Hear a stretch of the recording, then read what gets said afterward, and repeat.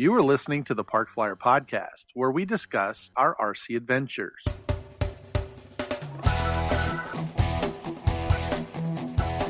Welcome to the Park Flyer Podcast, where we discuss the ups and downs of the new RC Flyer. Join your hosts, Michael and Jay, as they take flight at the park. Now on with the show.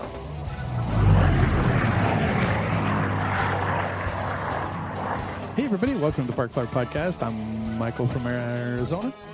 And I'm Jay. I'm Jay from South Carolina. And Shannon G in Mesa AZ. And I am still on the road visiting the grandkids, kind of doing my thing.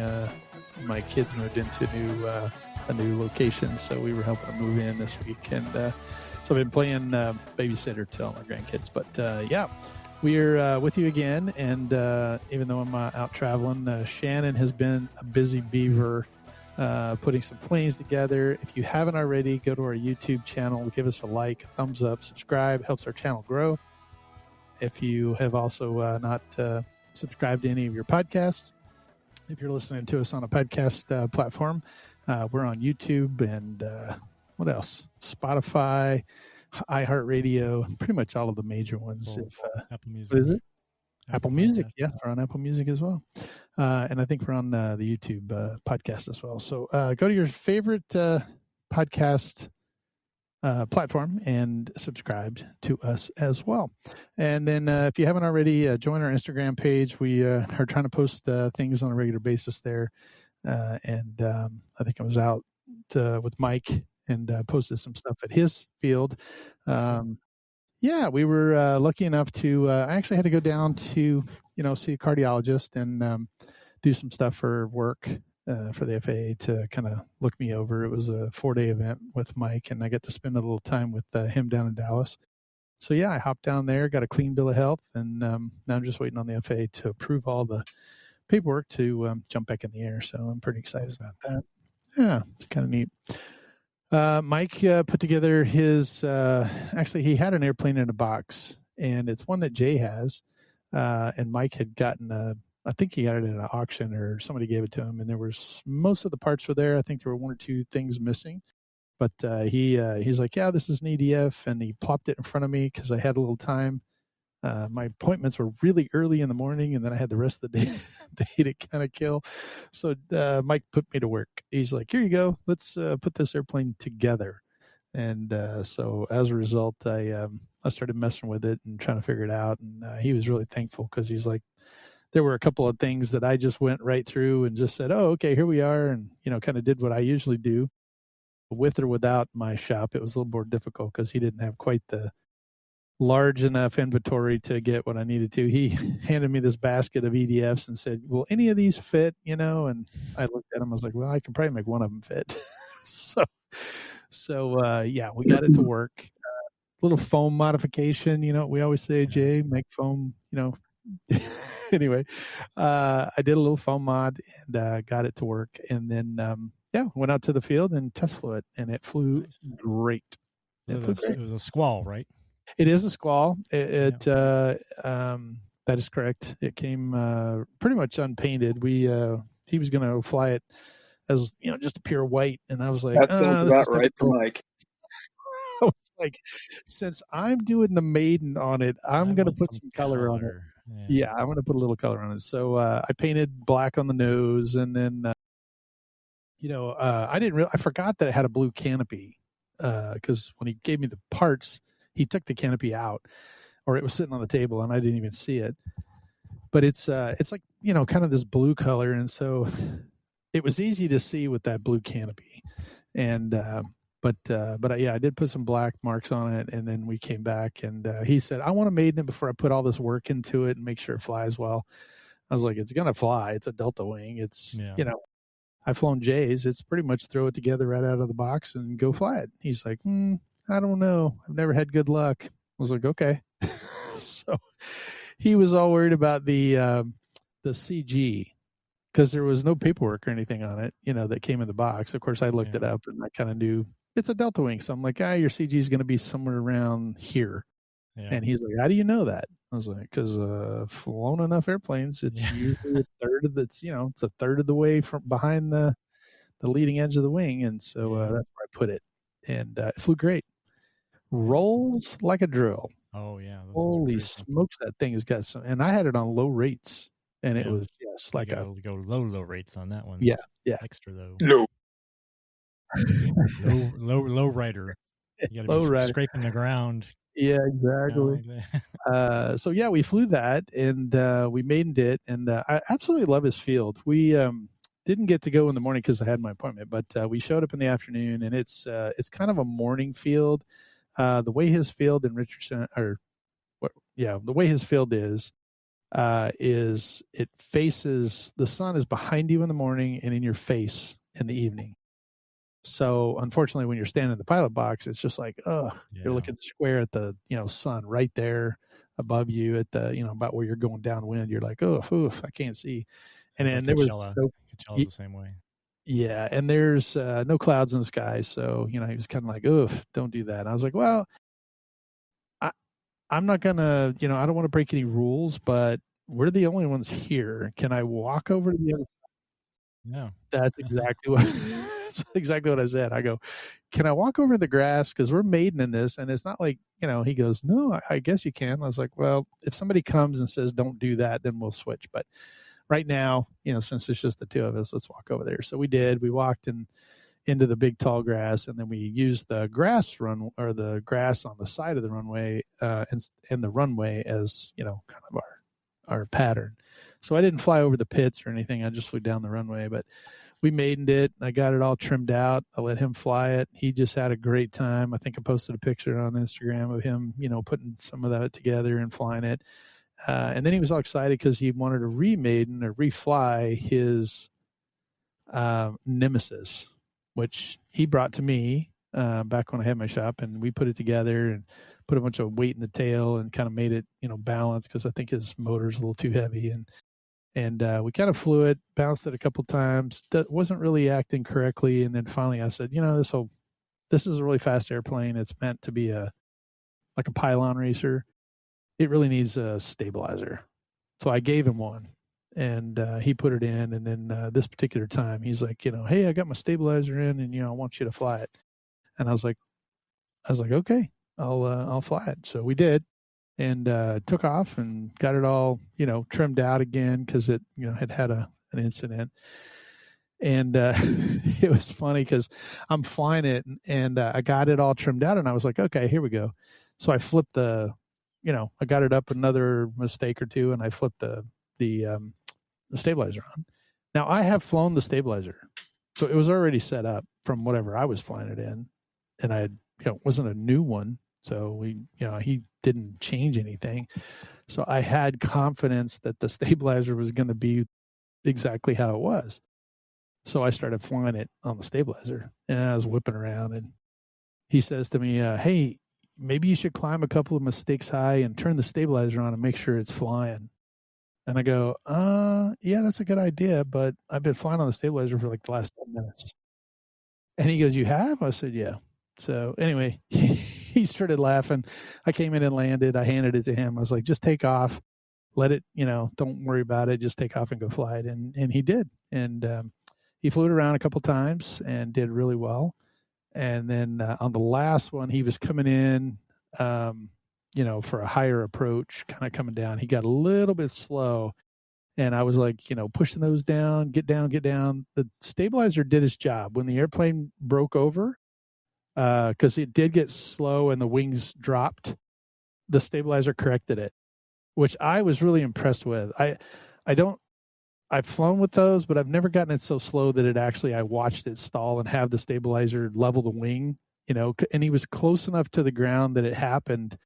And I know it wasn't him because he was, already like, oh, anyway, it smacked the ground, but he's got that, what do you call that runway that he's got at his place, Jay? It's the geotext. Geotext. Yes. He's got a geotext runway, and it hit the geotext runway and it broke the prop, and that was it. So it was like it bounced, and the stabilizer did its job with both the elevator and the ailerons, and I was really impressed. And he was like, "Oh man, I crashed it. It's all broke." And I'm like, "No, I don't think it is." And we walked down there, and sure enough, it just broke the prop. So we spent the next day running around trying to find a prop for him, and that was unsuccessful. So it's one of those weird, electrics. I think it's like a 745 or something weird, right? It's like everybody has the 6 and the 8s, but the 7s are right. You have to order. Normally, you have to maybe order those. Yeah. I think he said he had one, or he thought he had one in a box. He was going to go dig around in his shop and look, but by then I was kind of out of time, and we were, having to go to bed. My last appointment was like at 5:30 in the morning. It was halfway across Dallas, so he's like, "Oh, we're going to have to get up at like 4." I was like, "Okay, well, if it gets me out of there, then let's go." But anyway. So, it was a great trip for me, and I really enjoyed it, and, got to meet a great medical staff, and we had a couple guys that swung by the field while we were flying. Come to find out they weren't not members. They just saw the gate open and brought their kids in to watch us. So that was kind of fun. So it was a good trip. It was quick. I wish I would have been able to spend more time there and under different circumstances. It was kind of revolved around me personally and my medical stuff, as opposed to Mike and, doing fun, like when he comes out to my house, we go to the field and have a really good time. So I heard that dealing with that plane, you guys were having problems with beer foam and totally forgot all the knowledge that you had gained over 20 plus years of how to deal with beer foam. Because I got that emergency phone call. "Hey, what should we do? Oh my gosh." Yeah, I felt bad because Jay had a friend of ours, Tom. He's our college buddy, and he was out there. Him and his wife went to go visit Jay, and they were out doing things. And Mike and I were building on this, and I asked him. I said, I think this is beer cooler foam," and he's like, "No, I think it's EPP foam." I was like, "It doesn't really feel like it," but he's like, "Well, I have some stuff. Here it is." And so he handed it to me, and it was E6000. And of course, I was like, I think this might be a little. I stuck it on there and made a big hole. I was like, "Oh, get it out of there!" I'm like trying to cut it out, get the foam out. So yeah, that was a little bit, and we went through everything that he had. Now, I will tell you that Mike, way back in the beginning, bought some fabric tack. Yes. From Beacons, and I think Jay and I were using the foam tack version, but he couldn't find it at the store, so he bought some fabric, what they call fabric tack. Yeah.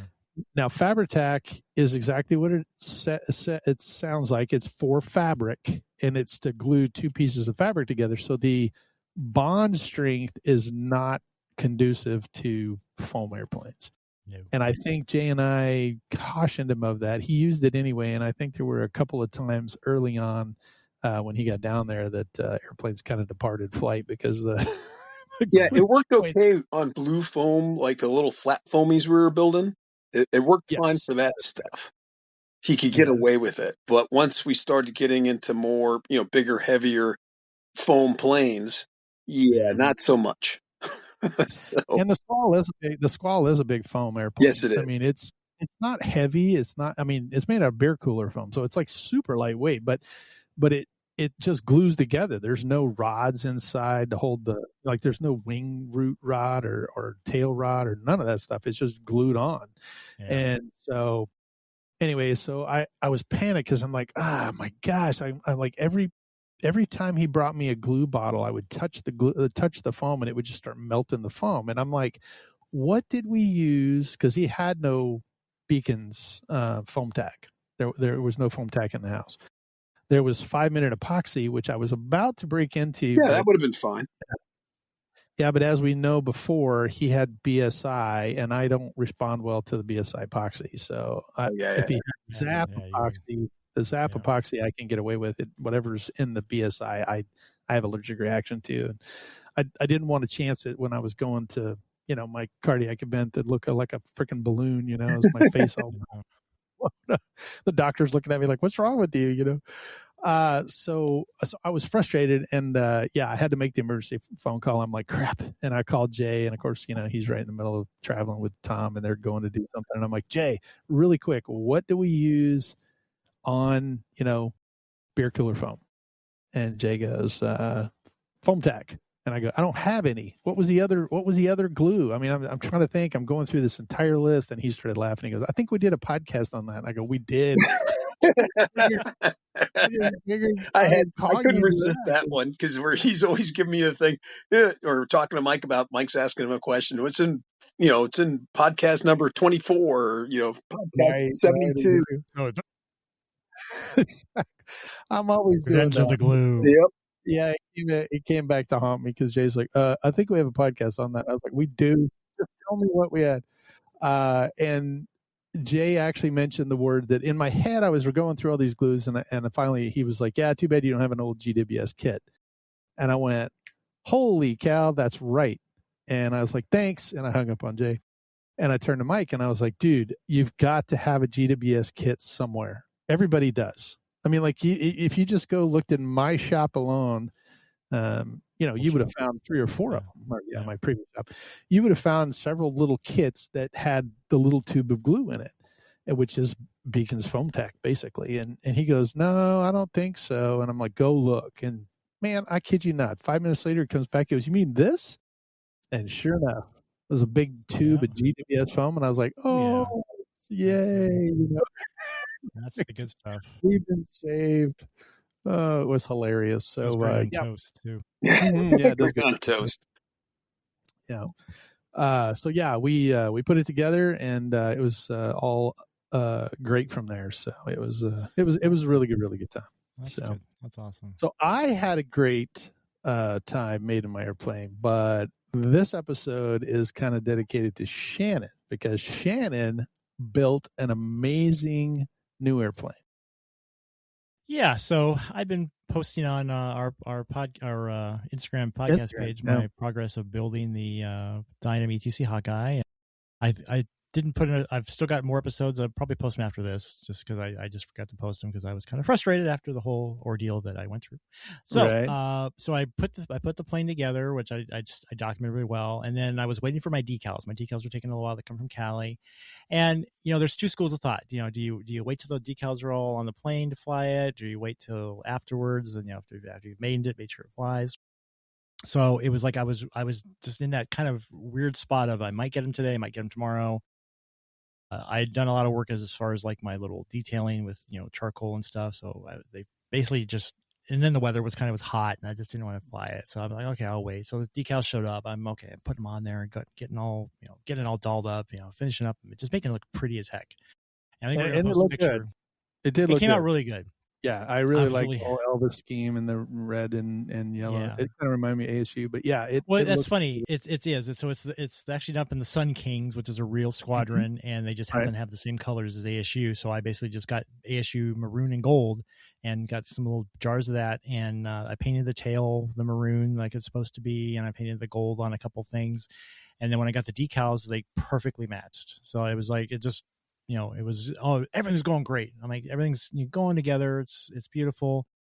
I put the receiver in. I find it with FreeSky, and I've used this receiver before. And I'm pretty sure I'd set it up, but at the same time, I was like, okay, I'm going to not use the gyro for the first flight. I'm going to turn it off. Okay, so I was pretty sure I had done that. I had also just gotten a new FreeSky radio, and I decided, I'm not going to use the new FreeSky radio. I'm going to use my old one. It's FreeSky, still the same technology and everything. Right. I'm just gonna fly this plane with this radio as is, but I'm pretty sure I've got the gyro turned off for this main flight. So I get everything out there. I'm taxiing, and it seems okay. Everyone's and everyone's there is excited. There's a bunch of people that are like, is that your airplane, Shannon? Did you do that? I'm like, yeah, I can. If I really want to make a plane look pretty, I can. So I'm getting more. He's got some skills. I got a little bit. Not. I'm not. It's like a Picasso. It's okay from a distance, but up close it's a mess. But at a distance, it looks okay. Picasso.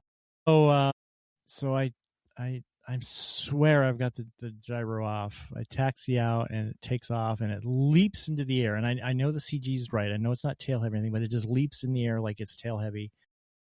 And it's just wallowing left and right, up and down. It's basically upside down at this point. And I'm just like, I don't know where it's going. I just cut the throttle, let the thing drop. And it just drops nose first into the pavement, and just kind of it didn't explode. The foam exploded, but no, there was no fire. So we get over there, and it was a mess. And there's a picture we'll probably post of it. There was a before picture and an after picture. It was a mess. And when I went back and looked, I think what happened was I meant to go in and totally turn off like the stabilization period. And I think what I did is depending on which gyro you use, the switch is one way or the other, and I didn't reverse the switch. It was my fault. It was totally my fault. I've had much success with Free Sky stuff, before and then even after, which I'll bring up real quickly. But totally my fault that this happened. I take full blame for it. I had posted this, on the Dynam page, and they're going off, and it's a Spectrum Dynam. I'm like, I didn't even use anything Detrum Dynam other than the servos that came with it. It's not Spectrum, brown out on me. It's not Futaba did this. It was totally me. And I even said it, but they're still going off on, it was this, it was that, it was this, it was that. I'm like, it was me. Okay. It was me. So that was very disappointing. And, cause that thing was so pretty, and, it was a shame. So, am I going to get another one? Probably not right away. I put a fair amount of money into that, and I just don't really want to have the funds because I took care of there's a few other things I've been working on since then. So that went off to the side. I stripped it out pretty good, actually. There's a lot of good parts I could still get out of it. Yep. But you can still use. I got the retracts, I got the mains. The nose was just destroyed. The ESCs, I think the motors are one of the motors. I think maybe the shaft, which is just the 4 bolts, you can undo it, but they sound like they're okay. And I got some other stuff out of it, but I didn't get my money's worth. Yeah, that's one of those. The receiver was gone. Right, the receiver was toast. But since then, I've actually had some good luck. Since then, there was one of the guys had a I think it's an RJ65. It's Banana Hobbies version of like a Gulfstream. Mm-hmm. And someone had it really, really basically giving it away. Giving it away. Yeah. So I'm like, you know what? Because the next day I took another plane out on a totally different radio. I couldn't get it to rotate. It went off into the ground, and I said I'm done with it because it had been a gimme. So I'm like, I'm done with that plane. So I needed a win. So I got this RJ for a song. I got another plane put back together that I'd gotten for a song. And so the next Saturday, I went out and I maidened the RJ, flew perfect, loved it. Had no problem with it whatsoever. Took off, landed, boom, loved it. Other plane was this old A10, the old LX models that Banana Hobby used to sell, beer cooler foam. Yeah, right. But I'd gotten this thing and everything worked. I got the retracts working on it, which that was the most important thing, because either they work or they don't on those, and if you get them working there, it's great. Took off, needed a lot of up trim for some reason. I remember correctly that this plane always had to fly with the elevators up a little bit no matter what. It's just the way the plane was. It had nothing to do with incidents or this, just the way the plane was designed. Got it up, flew it around, got it trimmed out. When I came in to land, one of the landing gear, it broke, like I think the wheel locked up, and just the stress the plastic broke a little bit, so it ground off a little bit and broke. But I consider it a successful remaiden. I thought, because it flew great. I was like, it flew like an A10 because it was a beautiful A10. So I actually got the gear fixed, and I'm actually working on repainting it with a decent paint scheme, because it was just the old, whatever colors it was. And with the beer cooler foam, if you put a good coat of the paint on it and then a good coat of the clear urethane, actually probably lasts for a while longer. So I'm gonna make it look pretty. So speaking of that, Mike and I were having a conversation about which gear had the problem and what the solution of it was. So did you figure out what was causing the issue with the gear? So what it was is there was 2 different controllers that came in the box all the stuff I had. Mm-hmm. And I went with the newer controller, and I think the newer controller was just something they had actually, or the older controller. I used the older controller just because I knew it. I knew how it worked. The newer controller I didn't know. So I put the older controller in, and it just wasn't stopping it fast enough. When I put the newer controller that I wasn't sure if it worked or not, it worked perfect. So it was the little, because it's a 2-wire, there are 2-wire retracts on those. Right. And the other thing is there's a 4th wire that would go up and it would move the canopy open and close. Well, they glued the canopy closed, but I could tell that the actual mechanism still works. So if I can get the parts or get a decent canopy, I might actually get the canopy working again. So that'd be cool. Yeah. No, so I think it's just, for, again, almost a free airplane, it's a pretty good deal to get that back up in the air. So, well, good. I'm glad you had some success, as it's always troublesome when you. And I've got another one ready to go tomorrow. I've got this Pilatus Porter that one of our club members, when he passed away, his wife had him for sale at the hobby shop. I bought it. It was had a 4-stroke in it. I took that out. I converted it to electric, and I think it's ready to go. I've just been working at it. A nasty bend in the tail. I've been working out with heat and muscle. So. It looks good. I like the color scheme on it. Yeah, it's a BQ model, so it should be a good flying plane. And that one's the balsa wood, right? Yeah, it's balsa. Right? It's a nice plane. It's it's a beautiful airplane. Cool. So, well, this is going to be a quick one. We all have places that we got to be here shortly, but we wanted to take this opportunity. So we're going to run out of time here. We got to let Shannon go. I am Michael from Arizona. Jay from South Carolina. And Shannon G and Mesa AZ. And we'll see you in 2 weeks. Let's fly. You have been listening to the Park Flyer Podcast. Thank you for joining us, and we look forward to your next visit. Please give our show a star rating and review, and feel free to email us your questions, topics, or suggestions to parkflyerpodcast@gmail.com.